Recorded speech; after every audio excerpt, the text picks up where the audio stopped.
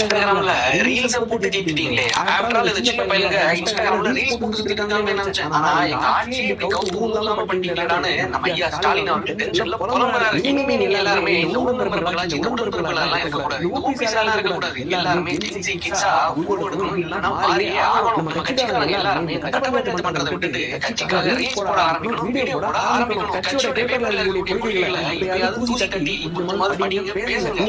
உடன்பிறப்புகள் எல்லாருமே டிஎம்கே வாரியஸா நீங்க உருவெடுக்கணும், மாறணும்னு கட்சி தலைமையில இருந்து உத்தரவு விட்டுருக்காங்களா. சோ இப்போ நம்ம என்ன பண்ணணும்னா டிவிக்கு ஜாலரா போடணும். கரெக்டா? அது மாதிரி எந்த ஜாலரும் கிடையாது. இது மாதிரி புது ஆட்சியாளர்களுக்கு அவங்களுக்கான ஸ்பேஸ் கொடுங்க, அவங்களுக்கான டைம் கொடுங்க, அவங்க தான் நிரூபிக்கட்டுமே அப்படின்னு தான் பண்றாங்கன்னு பார்ப்போம். மக்களுக்கான ஒவ்வொரு திட்டங்களா இப்பதான் புதுசா ஒவ்வொன்றா கொண்டு வராங்க. அதே மாதிரி பழைய ஆட்சியில லாபம் இல்லைன்னு கூடப்பட்ட பல அம்மா உணவகங்களை இப்பதான் புதுப்பிச்சு மக்களோட பசியை போக்குறதுக்காக நடைமுறைக்கு கொண்டு வராங்க. டாஸ்மாக் கடைகள்ல இன்னும் பாக்கெட் எக்ஸ்ட்ரா 10 ரூபா வச்சு விற்கிறாங்களா, பிளாக்ல சரக்கு போடுறாங்களா,